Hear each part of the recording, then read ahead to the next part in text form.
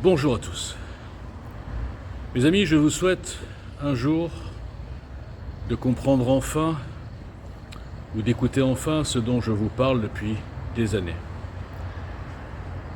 Et vous verrez que vous serez beaucoup plus, serein, parce que vous comprendrez absolument tout ce qui se passe dans notre pays et au sens large dans le monde, mais particulièrement en France. Parce que je vous rappelle que la France, en tant que fille aînée de l'Église, est la cible principale, non seulement des globalo-fascistes, mais aussi des islamistes. Je vous parle souvent de ces deux plans mondialistes connectés.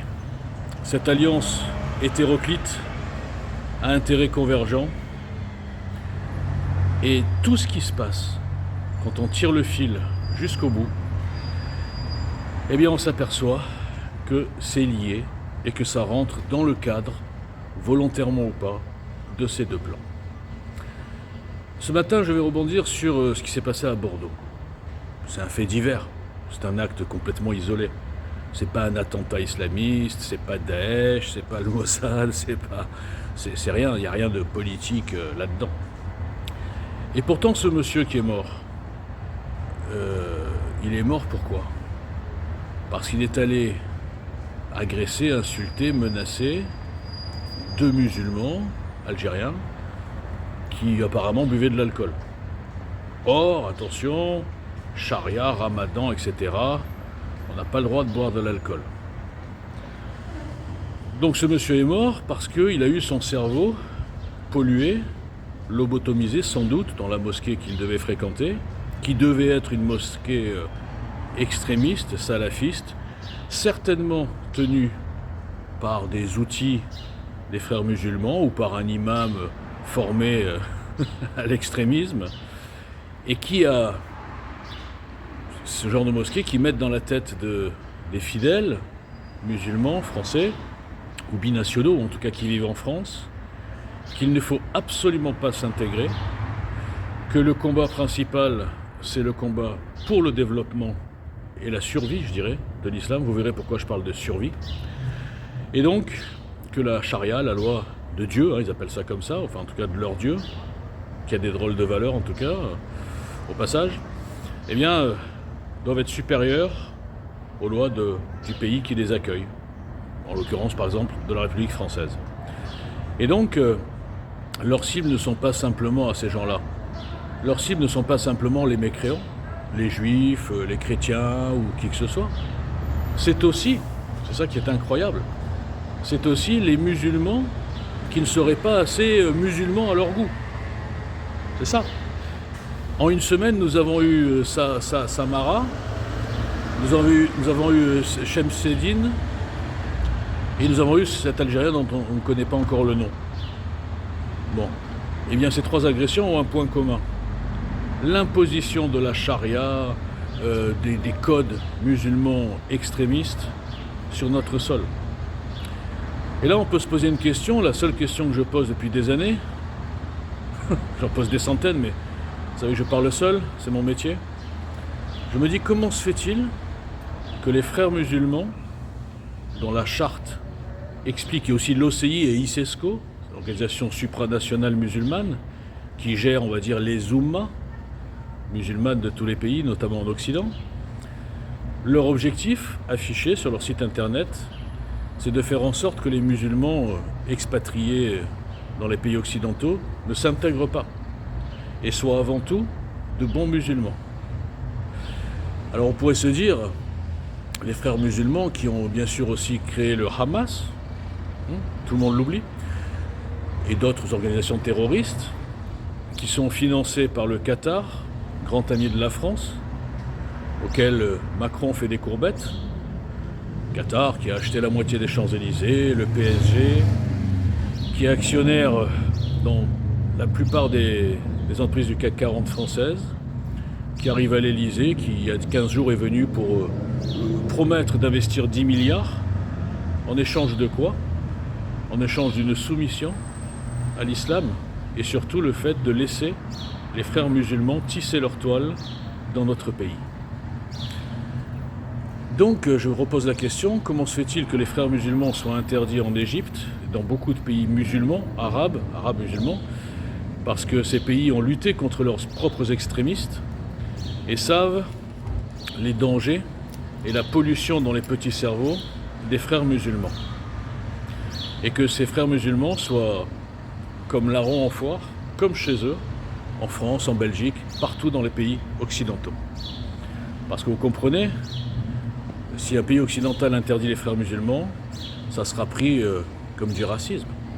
Par contre, quand un pays musulman les interdit à juste raison, il n'y a pas de problème. Donc si vous comprenez ça, vous comprenez quelle était la nature des accords pris par les pays européens fin des années 70 avec l'OCI, l'ICESCO, etc. Je mettrai un lien. Monsieur Wagner en parle très bien d'ailleurs. Et vous comprenez pourquoi l'islam radical a pu se développer en France, alors qu'avant les années 80, il n'y avait pas de mouvement islamiste en France. Il y avait du racisme des deux côtés. Normal, quand une population arrive dans un autre pays, elle est souvent très mal acceptée. Même les Portugais, même les Italiens, même les Espagnols. Que dire des Juifs? Il y a toujours eu ça. C'est pas spécifique contre les Arabes ou les musulmans ou ni les Africains. Il y a toujours eu ça. Simplement, donc à cette époque-là, il n'y avait pas ce fanatisme religieux. Dans les cités, il y avait des voyous, qui soient de toutes couleurs ou de race ou de religion. Il y avait des bagarres entre bandes, tout ce que vous voulez. Mais il n'y avait pas du tout ce fond religieux. Ce cancer qui a été réinjecté depuis les années 80 sur grâce à l'aide des socialo-progressistes, Parti socialiste, gauche caviar, participant déjà en avant-première aux deux plans mondialistes connectés, qui ont formé une alliance entre les transhumanistes, les wokistes, les homophiles, les transphiles, les ennemis de Dieu, les ennemis du spirituel. Je parle bien sûr des Schwab, Soros, toute la bande, et des islamistes. Mais quand on dit islamiste, c'est pas forcément le type avec une Kalachnikov qui veut tuer tout le monde. C'est pas ça. C'est pas des terroristes. Non, les islamistes, c'est ceux qui veulent que leur Oumma ne s'intègre pas et les mettre dans une guerre psychologique perpétuelle. Les gaver de la France raciste, la France coloniale, la France esclavage, etc.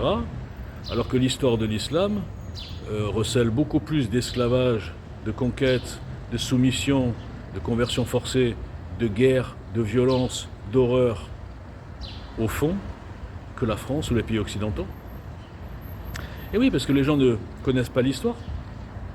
L'histoire ne commence pas en 1918 ou en 1830 pour les Algériens. L'histoire, c'est un grand livre.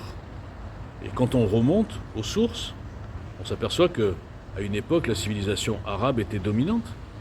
Et quand les Arabes sont dominants, ils sont sans pitié, bien pire que les Américains maîtres du monde, ou peut-être que les Chinois futurs maîtres du monde, ou pire, les Iraniens futurs alliés des maîtres du monde.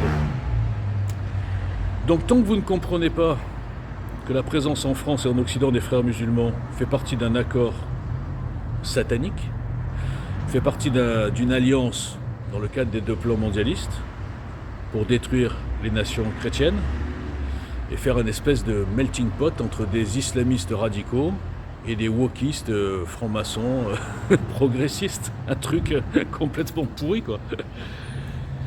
Eh bien, tant que vous ne comprenez pas ça, vous ne comprenez pas tout ce qui se passe dans notre pays. Parce qu'aujourd'hui, on est passé à une étape supérieure, et ces trois exemples en sont la preuve, et il y en a plein dont on ne parle pas, tous les jours, dans les cités, partout. C'est que les islamistes radicaux imposent, même aux musulmans qui veulent s'intégrer, c'est-à-dire exercer leur religion à la maison, ils font le ramadan, machin, mais ils ne sont pas là en train de dire la France ci, la France là, les lois ça va pas, on veut ci, on veut ça. Eh bien ces musulmans-là, qui sont de bons musulmans, de mon point de vue en tout cas, intégrés, français à part entière, ou binationaux, qui respectent et qui sont hyper majoritaires, eh bien sont tétanisés, sont pris en otage par leur frange de radicaux. Maintenant je poserai une question plus générale.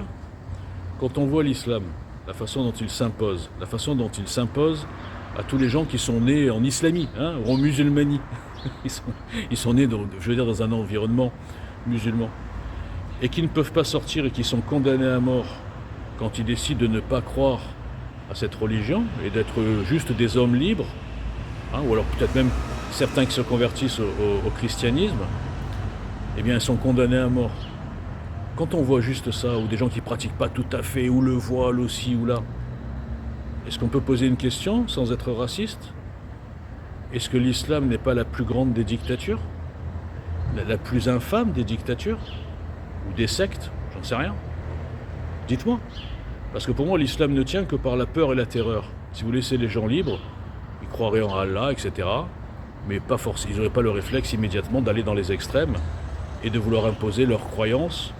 La croyance, c'est quelque chose de personnel. C'est pas quelque chose qu'on impose, la croyance. Eh bien, ces gens-là, en grande majorité, seraient cool, tranquilles, chacun sa religion, comme c'était le cas. Ouais, je sais pas. Bon, enfin, ça a dû être le cas dans certains moments de l'histoire. Mais ça ne convenait pas aux maîtres du monde, qui voulaient bien sûr toujours diviser pour mieux régner, monter les uns contre les autres.